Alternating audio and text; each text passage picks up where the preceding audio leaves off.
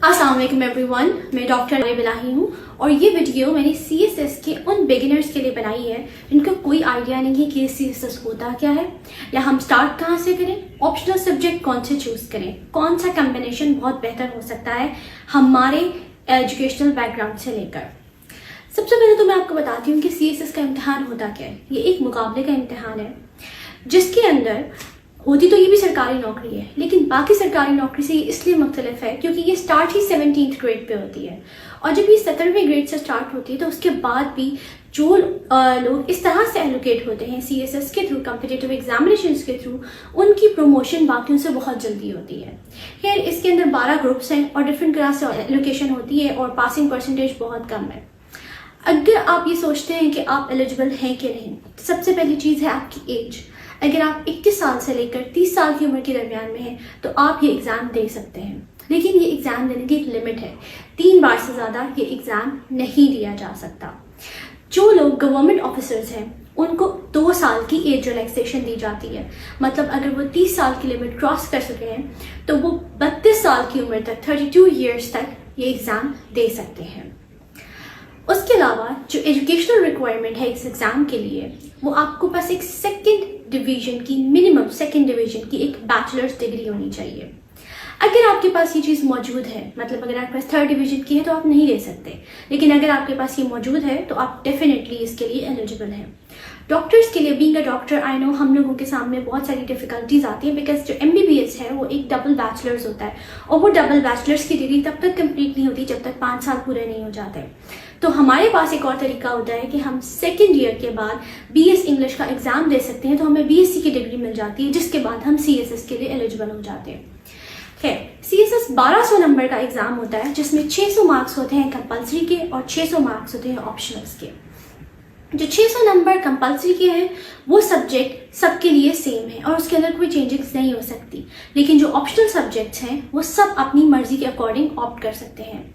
जो compulsory subject है उसके लिए पासिंग नंबर्स 40 हैं, जबकि ऑप्शनल सब्जेक्ट्स के लिए पासिंग नंबर्स आर 33।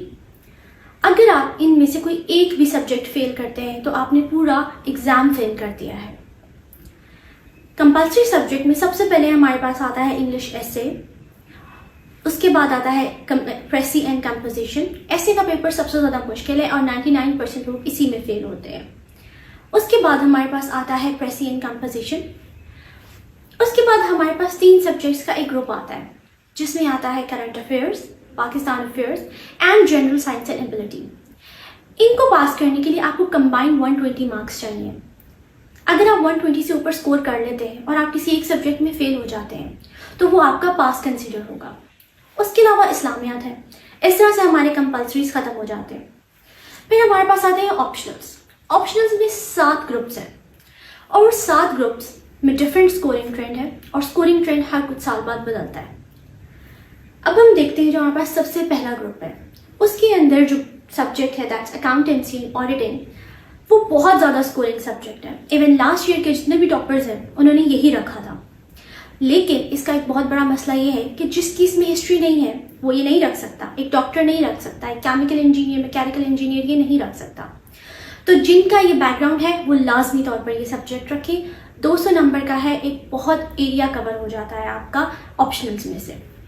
फिर आता है हमारे पास इकोनॉमिक्स एंड कंप्यूटर साइंस, वो भी वही लोग रख सकते हैं जिसका इसमें बैकग्राउंड है।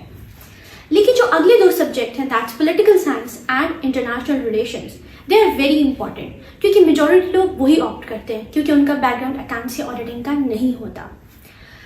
तो अगर आप देखें, अगर आप क्रैमिंग में अच्छे हैं, आप रट्टा लगा सकते हैं, तो आपने पॉलिटिकल साइंस रखनी है। लेकिन अगर आपकी रट्टा लगाने की कैपेसिटी इतनी नहीं है तो आपने इंटरनेशनल रिलेशंस रखना है। पॉलिटिकल साइंस रखने का फ़ायदा ये है कि आप क्या एक पॉलिटिकल कंसाइंस डेवलप होता है, आपको दुनिया की चीज़ों का पता लगने लगता है, आपको स्टेट मशीनरी का पता लगने चलता है। मेरे लिए personally political science work like a miracle. मैं लाजमी उन लोगों को रिकमेंड करूंगी जो न्यू है CSS की फील्ड में, वो पॉलिटिकल साइंस ऑप्ट करें लाजमी तौर पर। उसके बाद हमारे पास आता है इंटरनेशनल रिलेशंस। इंटरनेशनल रिलेशंस एक बहुत अच्छा सब्जेक्ट है।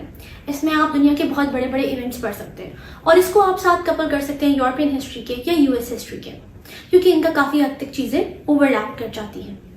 तो अगर आप ये रखना चाहते हैं तो रखें, इसमें ज़्यादा एनालिसिस है, इसमें इतनी ज़्यादा क्रैमिंग नहीं करनी पड़ती, कुछ एक थेरीज हैं जो कि याद हो जाती हैं। But if you are new to something तो आप लाजमी तौर पे पॉलिटिकल साइंस रखें। इससे मेरी ना तो वोकैब बहुत अच्छी हुई थी एक तो साथ साथ, दूसरा मुझे चीज़ें बहुत आसानी से समझ आने लगी क्योंकि मैंने इतने कॉम्प्लेक्स टॉपिक्स पहले पढ़ लिए थे कि मुझे बाद में आगे कोई चीज़ लगी ही नहीं थी। फिर हमारे पास आता है पॉलिटिकल साइंस को आप कपल कर सकते हैं। इसका जो पार्ट 2 है उसका 80% सिलेबस ओवरलैप करता है कॉन्स्टिट्यूशनल लॉ से, और कुछ इसके पोर्शन ओवरलैप करते हैं पार्ट 1 के विद फिलॉसफी।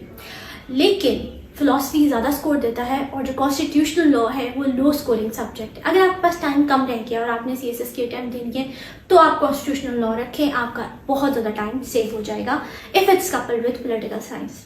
नेक्स्ट सब्जेक्ट जो हमारा ग्रुप आता है उसमें हमारे पास physics, chemistry, applied maths, pure maths, stats and geology.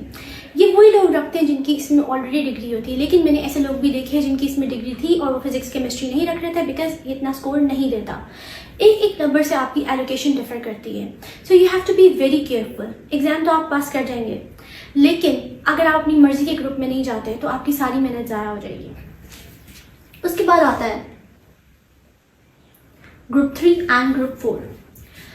जो ग्रुप 3 है हमारा उसमें आता है बहुत अच्छे सब्जेक्ट्स हैं। बिजनेस एड को अगर निकाल दें क्योंकि उसके लिए आपका मेजर होना ज़रूरी है। बाकी जो public ad, governance and public policy and town planning and urban management बहुत ईजी सब्जेक्ट है। कोई प्रायर नॉलेज आपको इसके लिए ज़रूरी नहीं है, बहुत जल्दी कवर हो जाते हैं, अच्छा स्कोर देते हैं, तो आई रिकमेंड दैट आप रखना चाहें उनको रखें। उसके अलावा आपको प्रैक्टिकली ये फील्ड में बहुत हेल्प करेंगे। फिर आता है हमारे पास Pakistan, history of India and Pakistan. बहुत इंटरेस्टिंग सब्जेक्ट है, आपको हेल्प करेगा पाकिस्तान अफेयर्स के MCQs में, लेकिन इसका ड्रॉबैक ये है कि ये लो स्कोरिंग है। दूसरी बात ये कि ये सब्जेक्टिव में हेल्प नहीं करेगा पाकिस्तान अफेयर्स के, और ये बहुत लंबा है। लेकिन आप रखना चाहते हैं तो रखें, अगर आपका इंटरेस्ट है तो आप रखें, इंटरेस्ट होगा तो आप डेफिनेटली स्कोर भी कर लेंगे। दूसरी आती है हमारे पास इस्लामिक हिस्ट्री एंड कल्चर। बहुत डिफिकल्ट सब्जेक्ट है, बहुत लेंदी है, अगर आपका इंटरेस्ट नहीं है तो आई डोंट रिकमेंड इट। फिर आती है British history, I never recommend it. बहुत कंफ्यूजिंग है और बहुत ड्राई है, मज़ा भी नहीं आता इसका। इस कंपैरिजन में US history and European history they are amazing. मैंने US हिस्ट्री रखी थी, आई स्कोर्ड रियली वेल, लेकिन स्कोरिंग ट्रेंड इसका इस तरह का नहीं है। ज़्यादातर लोग इसमें अच्छा स्कोर नहीं कर पाते, इसलिए आपका इंटरेस्ट है आप रखें, आप उसको दिल से पढ़ेंगे, स्कोर आएगा, डेफिनेटली आएगा। यूरोपियन हिस्ट्री और US हिस्ट्री का काफ़ी हद तक इनसे सिलेबस ओवरलैप कर जाता है। यूरोपियन हिस्ट्री कहते हैं बहुत लंबा सब्जेक्ट, लेकिन ऐसा बिल्कुल नहीं है, बहुत छोटा सब्जेक्ट है, बहुत इंटरेस्टिंग है। मुझे यूरोपियन हिस्ट्री US हिस्ट्री से ज़्यादा अच्छा लगता है, इवन दो ये मेरा सब्जेक्ट था भी नहीं। बहुत अच्छा स्कोर देता है, लाइक 60 से वक्त तो दे ही देता है। फिर हमारे पास आता है ग्रुप नंबर 5, उसमें आती है हमारे पास gender studies. I highly recommended. हमेशा एक ऐसे जेंडर के ऊपर आता है तो आपने जब एक पूरा सब्जेक्ट पढ़ा होता है तो बस बहुत ज़्यादा मटेरियल होता है। Definitely go for gender studies.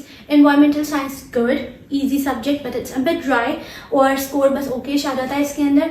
और अगर क्लाइमेट से रिलेटेड ऐसे आता है तो आपके पास काफ़ी मटीरियल होगा इसमें लिखने के लिए। फिर आता है agriculture and forestry, not recommended. Botany zoology not recommended. English literature and Urdu literature only if you are already having a degree in these subjects.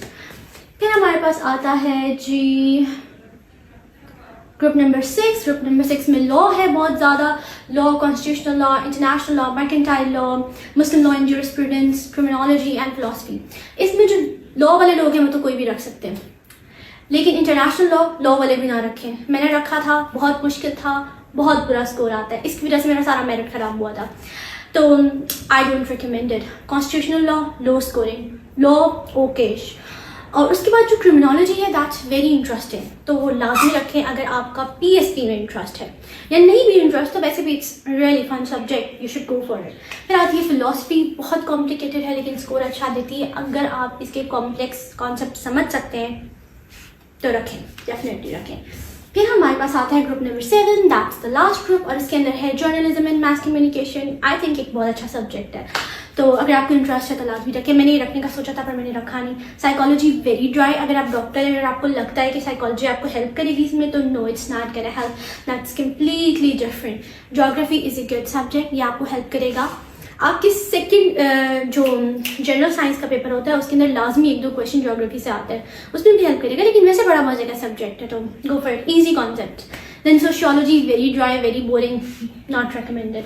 Anthropology very nice, बड़ा अच्छा सब्जेक्ट है, कोई प्रायर नॉलेज की ज़रूरत नहीं है, इसमें एवरेज बच्चे भी काफ़ी स्कोर कर जाते हैं। फिर आती पंजाबी, आई हाईली रिकमेंडेड अगर आपको सूफी म्यूजिक में इंटरेस्ट है। मुझे बहुत इंटरेस्ट था, मैंने रखा, लेकिन पंजाबी लगता ईजी है पर बहुत मुश्किल है। इसके अंदर बहुत मुश्किल वर्ड्स हैं, बहुत मुश्किल स्टोरीज है जो समझ भी नहीं आती, पढ़ी भी नहीं जाती, लेकिन स्कोर आ जाता है। फिर आती है बाकी सिंधी, पश्तो, अराबिक, बलोची। अगर आप इन प्रोविंस से हैं, सिंध से हैं, KPK से है या फिर बलोचिस्तान से है, तो आप ये लाजमी रखें क्योंकि लैंग्वेजेस अच्छा स्कोर देती हैं। बाकी तो नहीं रख सकते इसको। ओके, सो मैं नीचे डिस्क्रिप्शन बॉक्स पे या वैसे ही जो थोड़े बेहतर किस्म के सब्जेक्ट कम्बिनेशन है वो आप लोगों को बता दूंगी। आपको वीडियो पसंद आई, just give me your feedback, और किस चीज़ पे ऊपर आप चाहते हैं मैं वीडियो बनाऊँ, just tell me. Thank you so much.